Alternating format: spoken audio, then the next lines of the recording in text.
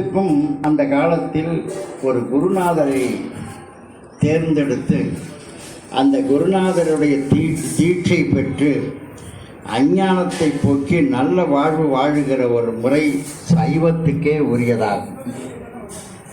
அதை இப்போ மற்ற மதம்லாம் ஏற்றுக்கிச்சு, நம்ம விட ஆரம்பிச்சிட்டோம்.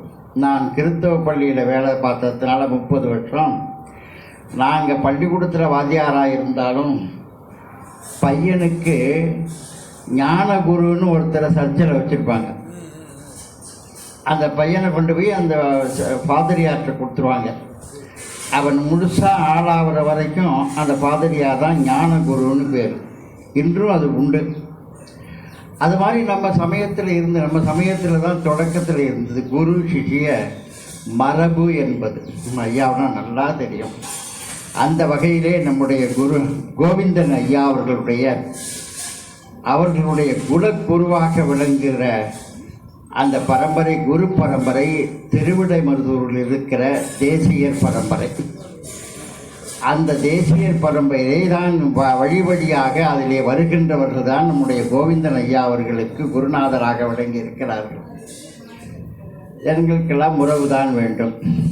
அந்த வகையிலே இன்றைய தினம் சிறப்பாக அவருடைய குருநாதருடைய மரபிலே வந்திருக்கிற திரு ரமேஷ் அடிகளார் அவர்களை இங்கே எழுந்தருளை செய்திருக்கிறார் நம்முடைய கோவிந்தன் ஐயா அவர்கள். அவர்களுடைய குருநாதர் முன்னிலையில் தான் இந்த வாழ்த்தரங்கம் நிகழ வேண்டும் என்று மனமுந்து அவர்களை அழைத்திருக்கிறார்கள். அவர்களுடைய பேர் ரமேஷ் அடிகளார் இங்கே வந்திருக்கிறார்கள். அவர்கள் திருவாடுதுறை ஆதீனத்தில் இருக்கிறவர்கள்.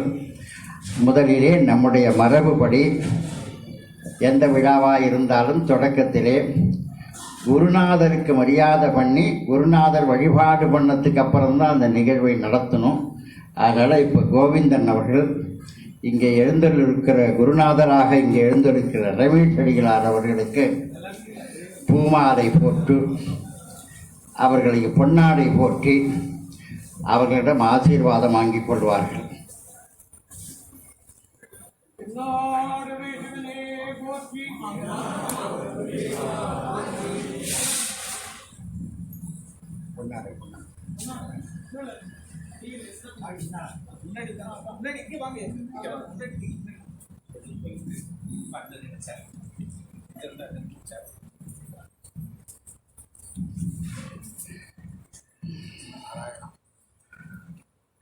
குருநாதருக்கு இப்போ அவங்க போத்துனா ஆசி கவசம், நம்ம போத்துனா பொன் கவசம்னு பேர் இருக்கு.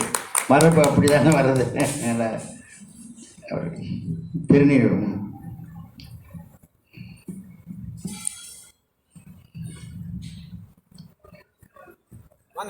நீங்கள் அப்படியே உட்காந்துடணும். நீங்கள் விழா நாயகர், நாங்கள் சொல்கிற வரைக்கும் இங்கே தான் உட்காந்துருக்கோம். அதனால் பெரியவர்களே, 84வது பிறந்த தினத்தை நம்முடைய கோவிந்தன் ஐயா அவர்கள் போட்டுகிட்டே இருக்கலாம், கொஞ்ச நாள் இருக்கட்டும். அந்த பிறந்த தினத்தை சான்றோர்கள் சூழ இப்பொழுது நம்ம கொண்டாட இருக்கிறோம். என்றுமே சான்றோர்களுடைய வாழ்த்து இருக்கிறதே, அதுதான் நம்மை வாழ வைக்கும். சான்றோர்களுடைய வாழ்த்து பொய்மை இல்லாத வாழ்த்து. நம்முடைய பூமிநாதன் ஐயா அவர்களும் கேபிஎன் ஐயா அவர்களும் எனக்கு ரொம்ப நாளாக தெரியும். அவர்களெல்லாம் ஒரு முறை வாழ்கன்னு சொன்னால் அது வேல்யூ, அதனுடைய தகுதியான சொல்றது. ஏன்னா உள்ளத்தில் பூரிப்போடு அவர்கள் வாழ்க என்று சொல்லுவார்கள். அதுபோல் சான்றோர்களுடைய வாழ்த்துதலை பெறுவதற்காக இங்கே இந்த பிறந்த நாள் கொண்டாடப்படுகிறது. இதில் பல பேர் இங்கே வருகை புரிந்திருக்கிறார்கள். இதுக்கு தலைமை வகித்து இதை நடத்தி கொடுப்பதற்காக இங்கே வருகிறவர்கள் திரு எஸ் அருணாசலம் ஐயா அவர்கள் இங்கே வந்திருக்கிறார்கள். அவர்கள் ஜிவி வில்லிபுத்தூர் கோட்டைபுரம் வைசிக செட்டியார் உறவின் முறை அந்த குழுவினுடைய தலைவராக விளங்குகிறார்கள். அவர்கள் இங்கே வருகை வந்திருக்கிறார்கள். அவர்களை வருக வருக என போட்டுங்க, வருக வருக என வரவேற்கின்றேன். எடுத்து கொடுப்பது யாரை கொடுங்க.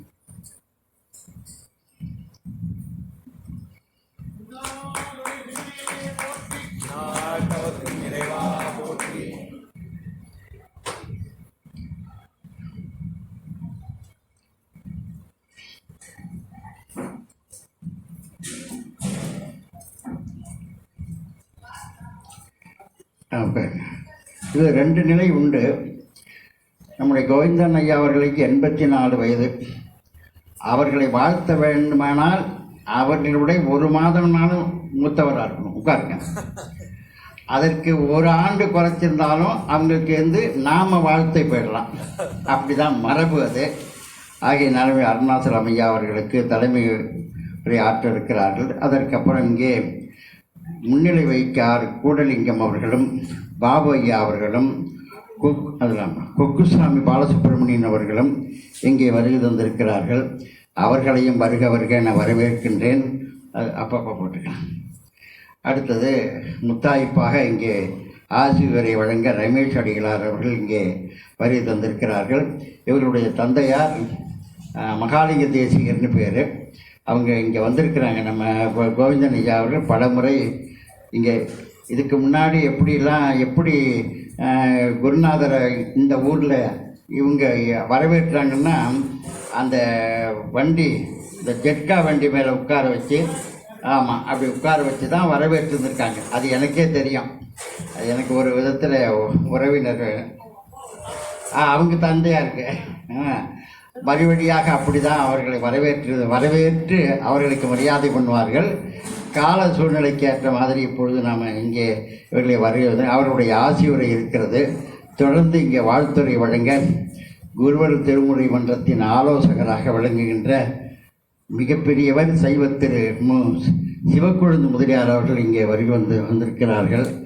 இந்த அடுத்தது இங்கே ஆன்மீக தென்றலாக எண்ணற்ற நூல்களை எழுதி அந்த நூல்கள் வாயிலாக தெரியாத மனங்களை எல்லாம் தெரிவிக்கின்ற ஒரு அற்புதமான பணியை ஐயா அவர்கள் செய்து வருகிறார்கள். முத்துசாமி ஐயா அவர்கள் நூலை நான் படித்திருக்கிறேன். நூல் எழுதுனா பல பேர் அதை படிக்க மாட்டாங்க, பார்த்துட்டு வச்சுருவாங்க. ஒரு நூல் வாங்கினாலும் அதை படிக்கணும். அந்த நூலுங்கிறதுக்கு காரணமே படிக்க நம்ம அகத்திலே இருக்கிற குற்றங்கள் நீங்கும். அதனால தான் கற்க கசடர கற்பவை கற்றவன் நிற்க அதற்கு தனி.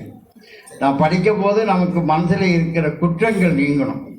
அப்படி நீங்கினா நம்ம பெரிய சான்றோர் ஆகிடுவோம்.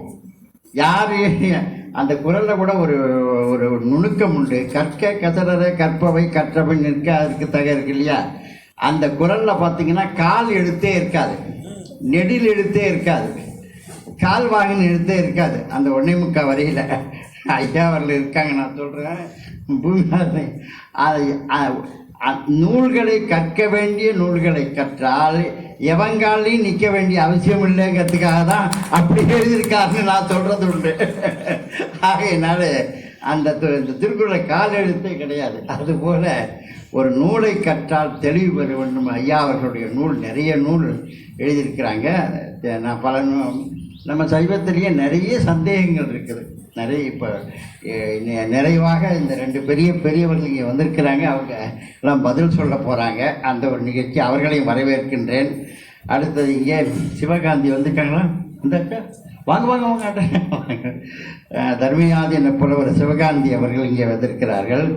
ராஜபாளையம் சேக்கிழார் மன்ற தலைவர் பூமிநாதன் ஐயா அவர்கள்ட்ட உள்ள ஒரு சிறப்பு என்றால், அவர்கள் யோகம் படித்தவர்கள், யோகம் கற்றவர்கள்.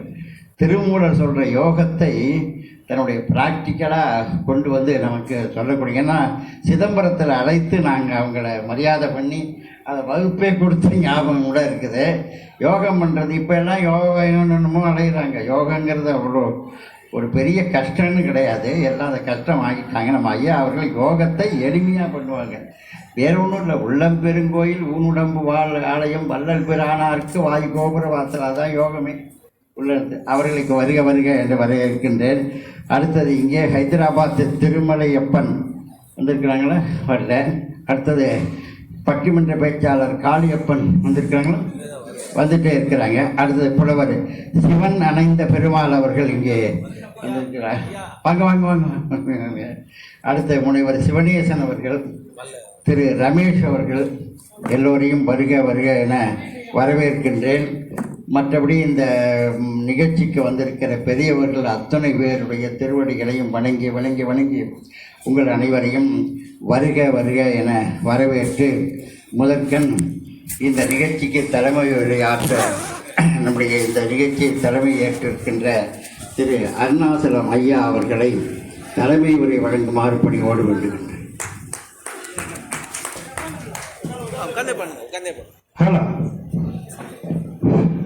அனைவருக்கும் வணக்கம். திருவள்ளூர் மன்றத்தினுடைய செயலாளர்